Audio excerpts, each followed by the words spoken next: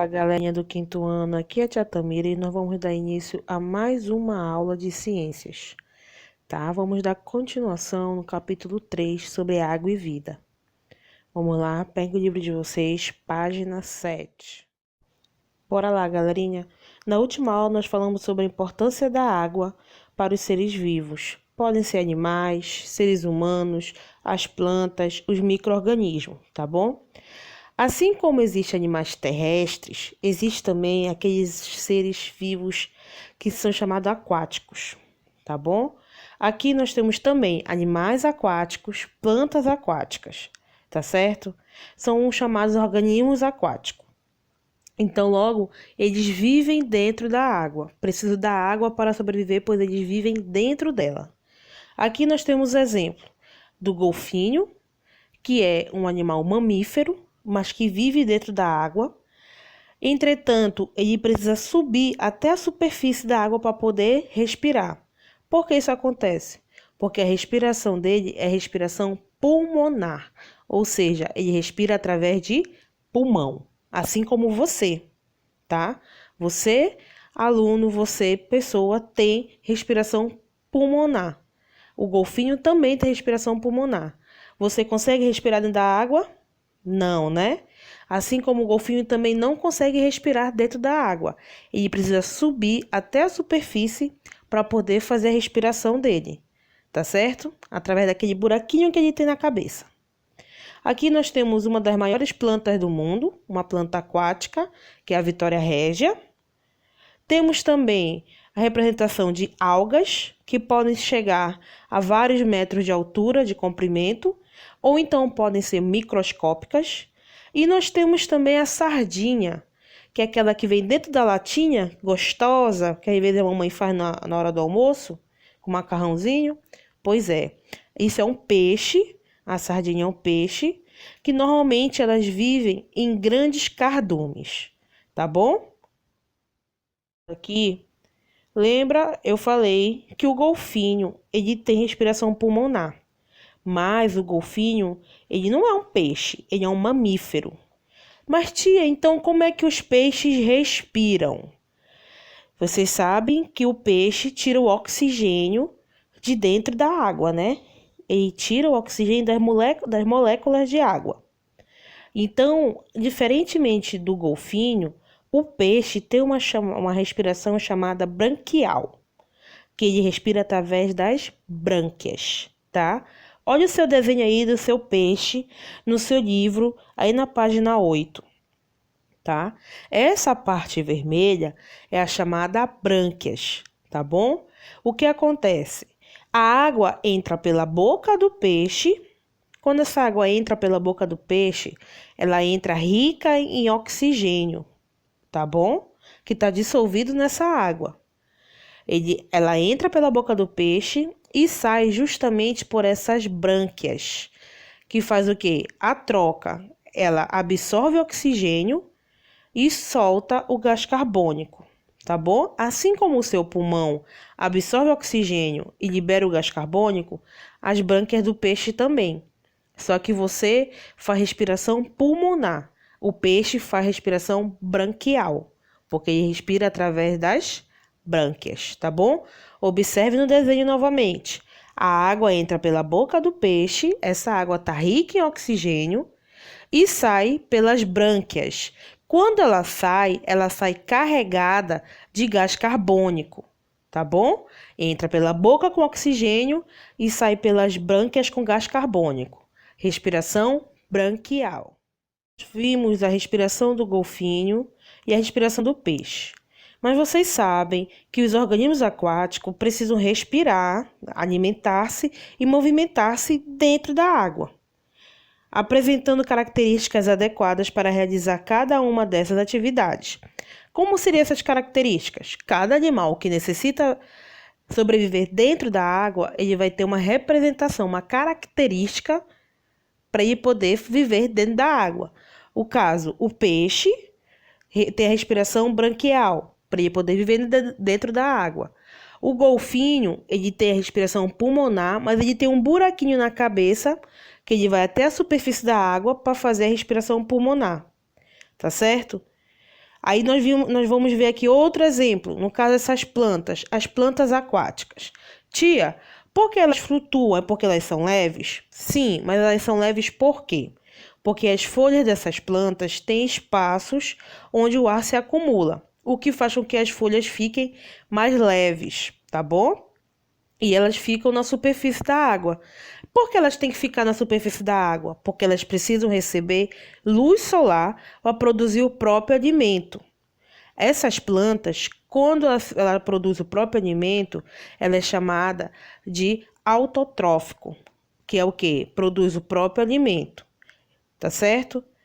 Por meio do que a planta produz o próprio alimento? Por meio da fotossíntese.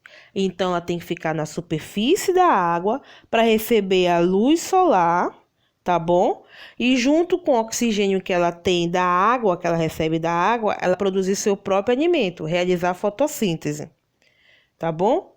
Então, não esqueçam, a planta ela é um ser autotrófico, porque ela produz o próprio alimento. E por que a planta aquática flutua? Porque ela tem espaços onde o ar se acumula e facilita as folhas flutuarem, tá bom? Olha só no Você Sabia.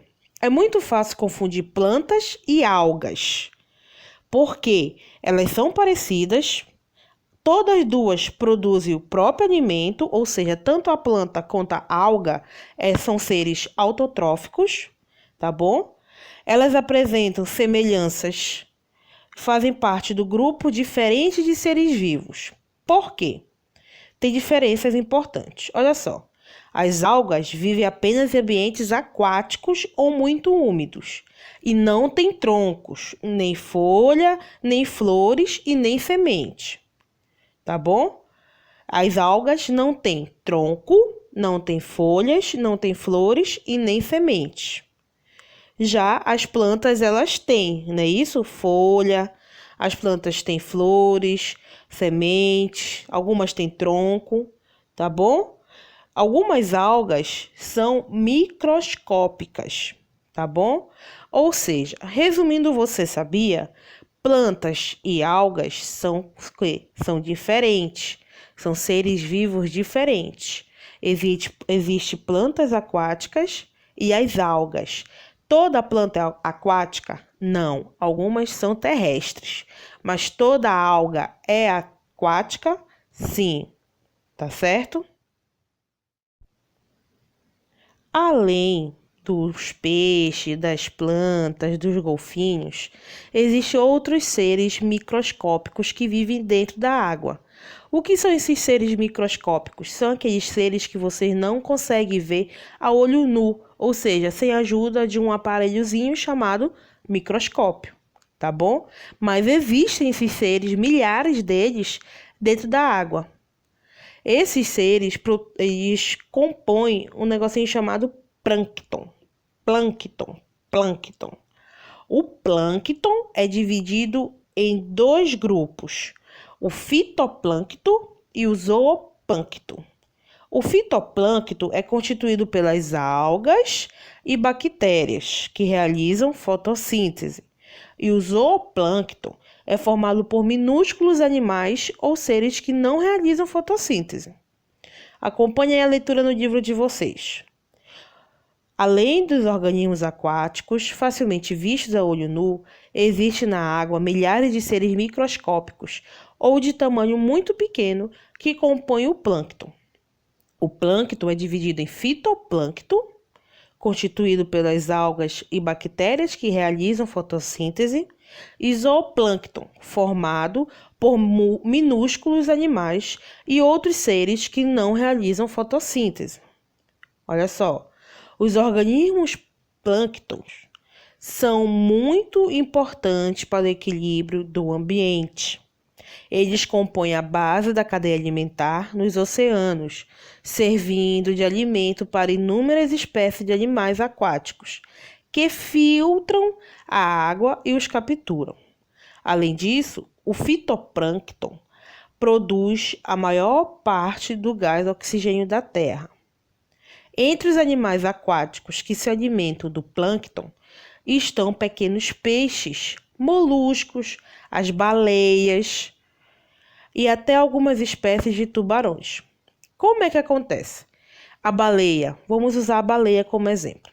A baleia engole uma quantidade de água, engole não, põe na boca, né? Uma quantidade de água e esguicha pelo buraquinho que também tem, certo? A baleia não tem um buraquinho também na cabeça? Então, no momento que ela esguicha essa água, ela faz o que? Uma filtragem. Os seres microscópicos, que são o que? Justamente os fitoplânctons, ficam na boca e ela se alimenta daquilo ali que ela conseguiu filtrar daquela água que ela jogou fora, tá bom? Aqui nós falamos sobre os golfinhos, falamos sobre o peixe, né? Falamos aí, você viu sobre o plâncton, né? Que tem o fitoplâncton, certo? Que serve de alimento para as baleias. Nessa página 9 do livro de vocês, vem trazendo aí justamente a imagem de uma baleia. Na verdade, de um tubarão-baleia, tá? Ele nada de boca aberta para capturar a água presente e tem plâncton nessa água, né? E ele acaba o quê? Se alimentando disso. Por dia, ele chega a comer 20 quilos de plâncton por dia, tá bom? Olha só, você sabia que existe animais que vivem parte da vida na terra e parte da vida na água? Ou seja, animais que fazem, que é meio terrestre, meio aquático. Uma parte da vida ele é terrestre, uma parte da vida ele é aquático, ou uma parte da vida ele é aquático e uma parte da vida ele é terrestre. Nós já temos aqui o exemplo de um sapo. O sapo, quando ele é pequeno, que ele é girino, que ele é larva, chamada girino, ele é aquático. A respiração do girino é o quê? Branquial, tá bom? Quando o sapo cresce, que ele vira adulto, a respiração dele passa a ser pela pele e pelo pulmão. Ou seja, a respiração branquial, que é feita por brânquias, a respiração pulmonar, que é feita através do pulmão, e a respiração pela pele, como é que a gente chama? Você sabe? É respiração cutânea, tá bom? Respiração feita através da pele é respiração cutânea. Então, o nosso amiguinho sapo aqui, que está aparecendo na página 9 do livro de vocês, quando ele é girino, quando ele é larva, ele tem respiração branquial, porque ele vive no meio aquático, ele vive dentro da água para poder se desenvolver. Depois que ele cresce, que ele vira adulto, ele passa a ter respiração pulmonar e cutânea, ou seja, ele respira tanto por pulmão quanto pela pele. Além do sapo, tem outros animais que têm a vida, uma parte da vida terrestre e uma parte da vida aquática, que é o caso das tartarugas, que é o caso dos jacarés, tá bom? Você está vendo aí nessa página 9 um QR Code. É só você ter o aplicativo no seu celular e apontar aqui em cima, que você vai poder ver um vídeo bem legal sobre isso, tá bom? Meus amores, aqui a tia finaliza esse conteúdo sobre água e a vida, tá bom? Nós falamos sobre animais aquáticos, sobre a vida dentro da água, falamos da importância da água, falamos sobre os aquíferos, tá?